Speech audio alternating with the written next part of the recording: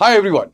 I am sure that you must have read lots of about SpaceX. All right, that is the private rocket launch company that is there in USA. But at the same time, can we have a SpaceX in India as well?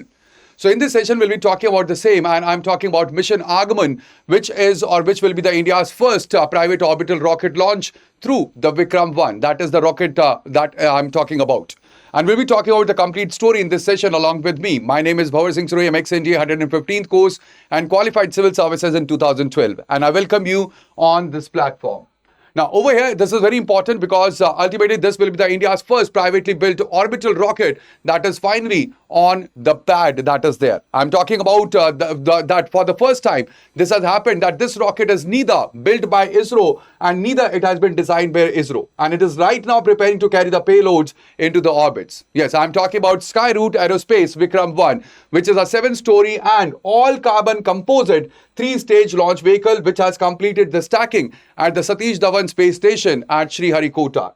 Now, its flight name is named being the Mission Agaman, is a technology demonstration and even a learning mission. That if it succeeds, so then ultimately India will join a small club of the nations where a private company and not the state has put the rocket into the orbit from its own home soil. So therefore, this is very important to note over here that we'll be talking about the complete journey and as well as how we have the private built rocket that will be flying its maiden flight. Ultimately, that will be a technology demonstrator in this complete session. But if you are preparing for the civil services, we have the courses which have been modeled upon the smart framework and you can enroll into them by using the code BRS Live that will fetch you the maximum discount.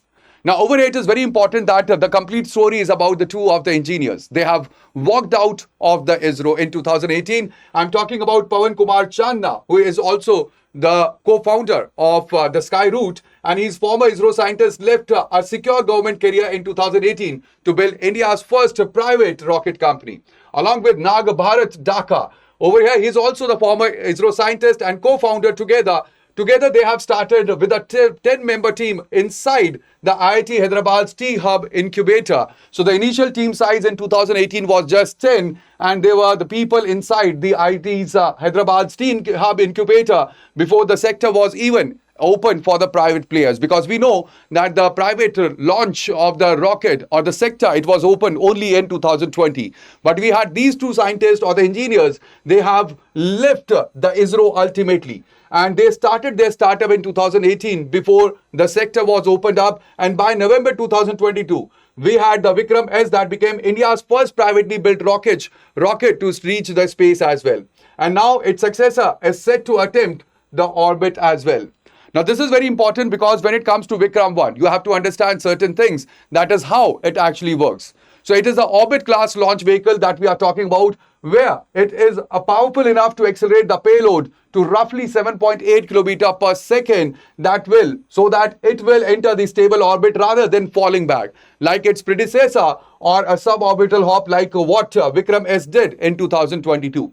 At the same time, this is all carbon composite airframe where it is very important because ultimately there is no traditional aluminum alloys which had been used, and this will cut the weight of the rocket ultimately so that more mass budget it can go on to the payload and as well for the fuel as well. Now, there is also 3D printed and the solid fuel propulsion that had been used. We have the Kalam series, that is, there is Kalam 1200, Kalam 250 and Kalam 100. They are the solid fuel motors which had been utilized for this, along with the additive manufacturing by using the 3D printing as well. And this is basically a technology demonstration or the learning mission where it will gather the in-flight data for the vibration, for the heating and for the stage performance as well. Now, this is very important because ultimately this is a story right from the suborbital hop that was done by Vikram S in 2022. Now, at the same time, there was a time period where there were the solid propulsion or the solid static fire, we had the Kalam series motors that were developed between 2024 to 2025. And this proved that the propulsion chain could be trusted. And ultimately, over here, there was the unveiling of the flight-ready rocket by the Prime Minister in November 2025, which converted this complete private engineering milestone into the national symbol as well. Now, there is stacking at the launch pad in the July 2026 that has converted that symbol into the imminent and even the falsifiable test as well. So over here, there are certain legal as well as the policy drivers. Like for example, we have the Indian Space Policy that was drafted in 2023. That is the legal foundation that enables the non-governmental entities to design, build and operate the launch vehicles end to end. Then there is in-space authorization that is through the 2020 framework, where it is the single window regulatory clearance which the Skyroot required to test and launch, and there is the use of the ISRO's Sriharikota range and the facilities by the private company. Over here you can see that the complete private partner, private as well as the public partnership model had been utilized. Now this is very important because ultimately this is about the policy. So Vikram 1 cannot be understood only as the engineering event. It is not just a scientific event, but also it sits on the specific policy and the institutional scaffold which had been built over the time period of 6 years. It was in 2020 that the sector was open to the non-governmental entities, and there was InSpace that was created as the autonomous nodal agency for the private players. Then there was Indian Space Policy in 2023 that actually was approved by the CCS or Cabinet Committee on Security on 6th April 2023 but released on 20th April 2023. Now it actually delineates the role for the ISRO, for the InSpace and for NSIL and even for the Department of Space. Now there is in-space authorization, which is where we have the single window clearances that is given for satellites, ground stations, launch vehicles and even for the remote sensing data dissemination. And then we have New Space India Limited or NSIL. Now, New Space India Limited is a commercial PSU or the public sector enterprise that is under the Department of Space, and it commercializes the ISRO tech, also operates launch infrastructure demand driven as well. Now, there is the pending bill as well. We have the Space Activities Bill, which is pending right now. Now over here, this is very important because it had not been enacted as the statute, and there are the liability apportionment, we have the IP from the tech transfer and even the enforceability of in-space authorization that basically remains the legally uncertain without a proper law as well. So this is the complete domain and how it is governed. We have the Department of Space, which is under the Prime Minister's office, and also over here it is a parent department for the policy making. Then comes the research and development that is under ISRO, and it researches about the advanced technology, even the new launch system, human space flight and the planetary exploration as well. And then comes the InSpace, that is basically regulator and promoter as well, where there is the single window authorization for the all non-governmental space activity, and there is a stable and predictable framework that is founded. Then we have the commercial arm or the public sector enterprises, that is NSAIL, which actually commercializes the space tech and operates the launch vehicle and infrastructure demand driven as well. So when it comes to Skyroot Aerospace, so it is basically a NGE or the non-governmental entity which is authorized and supervised by the InSpace while physically launching the ISRO operated at the Sriharikota facility, which actually illustrates the layered and still evolving the public-private partnership that we are talking about. Now, this is also beyond the rocket science that is there, because ultimately this is about the strategic autonomy to launch in launch capability. Where our domestic private launch option, it will reduce India's dependence on the foreign or the sole state-run vehicles for the small satellite access to the orbit that is relevant for both the civilian as well as dual-use payloads as well.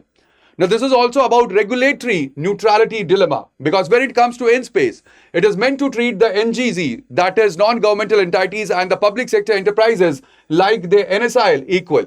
But at the same time, it sits inside the same department, that is Department of Space, that owns ISRO and NSIL as well. Now, this is a structural dilemma or the conflict of interest that we are talking about.